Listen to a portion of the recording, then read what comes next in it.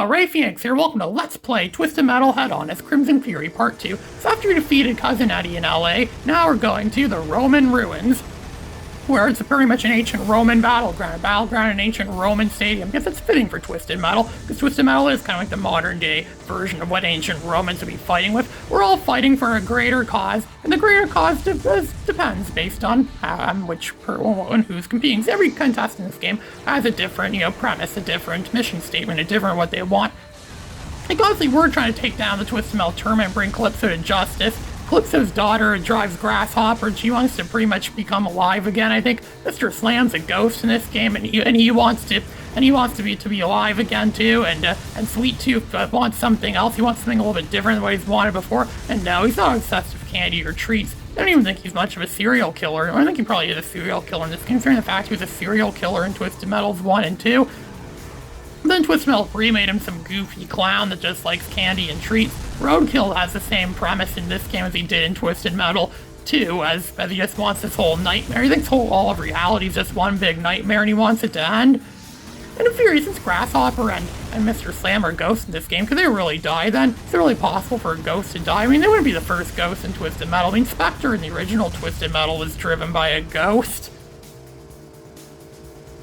And Spectre in this game is mostly the same as he's been in Twisted Metals 1 and 2. And it's funny, in this game Spectre is mostly white and he has two blue lines on the hood of his car, but he was actually the opposite of that in Twisted Metal 3. He was blue with two white lines on the hood of his car. I know, because even though the people who made this game don't like Twisted Metals 3 and 4 that much, there's a lot of influence of Twisted Metal 3 and 4 in this game. There's Egypt and Japan from Twisted Metal 3. Roadkill's car in this game looks like it does in Twisted Metal 3, pretty much. And the Carl Roberts and Jamie Roberts as cops that drove Outlaw, they're a duo in this game, just like they were in Twisted Metal 3. Come to think of it, there's a lot of Twisted Metal 3 influence in this game. I think the people who made this game like Twisted Metal 3 and 4 more than they're willing to admit. And so we're in Russia now, where apparently it's winter time, which makes sense. I believe this test is supposed to be held on December 24th, I think. December 24th, Christmas Eve, that's when the Twisted Metal contest airs. So it would be winter time right now in Russia, where it'd be all icy and snowy right now.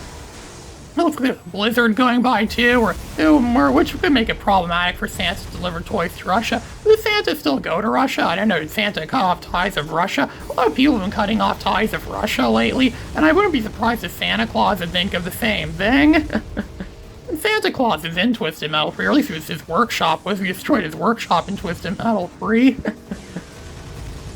And this level, and there's mini games. You haven't really seen any yet, but there are mini games in this game. They can be used to unlock different cars in the game, as well as like bonus lives and extra cheat codes. Yeah, you can unlock cheat codes. They're really considered to be cheating because the game gives you them as like a reward for winning mini games. They're really considered to be true cheating. But yeah, there's stuff you can win for the mini games. I haven't shown it. A lot of people don't seem to like the mini games in this game. This game is actually criticized for actually having mini games. Yeah, I'll admit some of them are quite abysmal, but some of them are pretty good. There's a mini game in this level that unlocks Axel if you beat the minigame in the time parameter they set for you. So there's only one contestant left, it's Outlaw, and this map is really large. This is a pretty big map. It's almost at par with some of the maps in Twisted Metal Black, because Twisted Metal Black had some pretty large maps. Look at that, I'm almost dead. Well, good thing it's a small health refill right there. It's only a small, like 30%. Yeah, that's not really an overly large refill of health. So you can use our shield. There are controls for like special moves like freezing and shield and jump. They're pretty much the same as they were in Twisted Metal Black. I'm starting to think the people who made this game really like Twisted Metal Black's control scheme more. Twisted Metal 2 introduced energy moves and it had it sound like almost like it's like in Street Fighter or Mortal Kombat where you have to do combo moves on the controller. And with Twisted Metal 3 continued that, so same with Twisted Metal 4. Twisted Metal 4 changed it a little bit, but not that much. Twisted Metal Black drastically changed, and pretty much all the Twisted Metal games since Twisted Metal Black, it's all been the same kind of control scheme for special moves, except for Twisted Metal Lost. You'll see that after this game's over. It's like a bonus feature on this game, but this version of Twisted Metal Head-On is jam-packed of tons of bonus features. It's jam-packed a lot of bonus features. It can view what you call documentaries on the history of the series and the creators of the series. You can view stuff like, you can even view the lost live action endings from the original Twisted Metal. They're all on this disc. like so, Twisted Metal Lost, which is a pretty much Lost unreleased sequel to Twisted Metal Black. It's all on this disc. It's just one really big disc. This disc takes up like 4 gigabytes or so, the ISO image for it does, which is why I can't put it onto a memory that's why I can't put it onto a memory stick to play it on my PS3 if I was to play PS2 games. I actually tried hacking my PS3 a few months ago to try and get it to play PS2 games, but I wasn't that successful with it. Why does a slim PS3 have to be non-compatible with PS2 games? I wonder who decided that. That's why the slim PS3 is not really in demand right now. That's why there's a friend of mine in real life is trying to sell a PS3, slim PS3s. I'm in trouble selling it, and that's probably why. It's probably because they're not in demand right now. No one wants slim PS3s anymore. People just want the fat PS3s because they have more backwards compatibility, and they're better at some other things too, I think. This is actually a mini game. This is, ironically enough, this is a mini game you have to play and win if you want to unlock Crimson Fury. We've already unlocked Crimson Fury because Crimson Fury is not unlocked right from the beginning of this game. You have to unlock him by beating this mini game, and we're playing this mini game right now. It has Crimson Fury. This mini game is actually best played if you're using a card that's very fast and very maneuverable, which is exactly what Crimson Fury is. This is actually a perfect mini game for Crimson Fury. You get unlimited amounts of fire missiles, but it's like an Atari 2600 game where you can only have one shot on the screen at a time. You have to dodge those things coming for you. It's a pretty big challenge, but and it does keep track of your high score. See, I destroyed 42 cards at most with Shadow at some point in the past. I've beaten this game with most of the contestants in the game. I probably will eventually do with all the contestants, which isn't saying much because this game is pretty easy overall. It's the easiest game in the series. The difficulty is a joke a lot of the time in the series. The most difficult parts of this game, believe it or not, are the mini games. And there's no real penalty in the game for not beating the mini games. And so you get unlimited tries at them. And you collect some weapons too. Those weapons will be added to your weapons arsenal when you return to the main game, if you beat the mini game, that is. And also, the weapon system in this game works the same as it did in Twisted Metals 1 and 2, where you can hold up like a certain number of weapons. It could be anything. Like, you can fill it completely up with homing missiles if you want, or power missiles, or you can mix it up a bit. So, which is different in Twisted Metal 3 and 4. With Twisted Metal 3 and 4, you can only hold a certain number of a specific weapon. That's part of the reason why people don't like Twisted Metal 3 and 4 that much, for that reason. So you see there's a dock right there where Twister pretty much always appears as an enemy in this level, which makes sense. It's Monaco. It's supposed to be a big race. It's supposed to be some big, like, Formula 1 racing. Formula 1 racing is obviously big in Monaco, and that's exactly what Twister is, a Formula 1 racer. We also earned a new life, too. You got a 1-up for that mini-game as well, too. And the thing is, falling off the ledges in this game, or falling to the water like that, it's not an instant death in this game like it was in the past Twisted Metal games. Before you fall off the edge, it's just downright you're dead, and then you lose a life. But not in this game. This game, you just lose health when you do that. That's more that this stuff that this game does to make it easy. This game keeps getting easier and easier, I swear. Like it wasn't already too easy enough. You see Outlaws using their signature special weapon, the Taser, Outlaw's signature Taser. Most contestants up here in this game keep their signature weapons.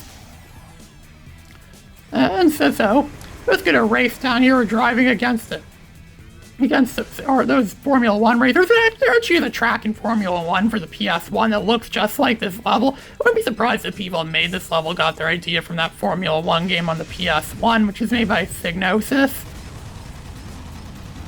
So there's Hammerhead. Hammerhead's actually kind of weak. Hammerhead's supposed to be one of the strongest contestants in Twisted Metal, but not in this game. Hammerhead is pretty much considered to be the easy mode in Twisted Metal 1 because of how easy it is to win Twisted Metal 1 with Hammerhead, but not in this game nor Twisted Metal 2. So yes, we defeated all the enemies here, and so now we're going to a new level that was made exclusively for the PS2 version. This level is not in the PSP at all. It's Transylvania. What's kind of dumb about this level is it uses the music that was the final boss music from the PSP version of this game. Instead, when we fight the final boss in the PSP, it just uses generic stock music from parts of the game, which is really dumb and not really that epic. That's also the kind of stuff the black labeled version of Spyro 3 Year of the Dragon kind of did stuff like that too. They pick very unepic boss, very, very like generic sounding music as the final boss. The PSP, that's actually one of the many things the PSP does better in the PS2 version. A lot of people actually prefer the PSP version over the PS2 version. I have an ISO of the PSP version too. But all I really do the PSP version is I use it for play on my Raspberry Pi. So my Raspberry Pi 400 can play, with RetroArch on there, it can play PSP games, but it can't play PS2 games. PS2 is a little bit too advanced for that thing. I'm still waiting for the day a new Raspberry Pi comes out that plays PS2 games. A lot of PS2 games are not playable on my computer because a lot of PS2 games require the D-pad and the analog stick, and for some reason my PC registers it as those are the same thing, which they're not. It really does mess up the gameplay. Games like Ape Escape are almost impossible to play. Even stuff like Battlefront 2 and some other like in Star Wars Jedi Starfighter. That game is pretty much impossible to play on the PC because of this flaw of the emulator. I never found a PC emulator that is able to isolate the D-pad from the analog stick. I'm just convinced that that's how PCs are in general. But yeah, my Raspberry Pi is capable of recognizing the two of them as individual entities. If my Raspberry Pi could play PS2 games, it would play them perfectly, I think, for them, or at least mostly perfect. Not perfectly perfect, but still mostly perfect. I'm still waiting for the next Raspberry Pi to come out, because I'm pretty sure it'll be better at emulating PS2 than my Windows PC does. And that's just PS2 emulation in general is still not really perfected yet. It's still a very primitive thing. So we're pretty much facing off against the same contestants each and every time. Fighting against Hammerhead. I don't know how many times you've killed Hammerhead now, but that's quite a lot now that we've killed Hammerhead. I think Axel, I don't know who that is. I can't tell if that's Axel or Shadow. I know the colors look the same to me.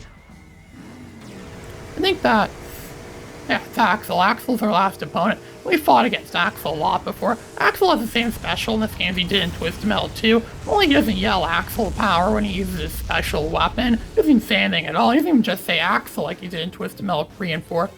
And so we've won in Transylvania. This is Ray Phoenix, signing out.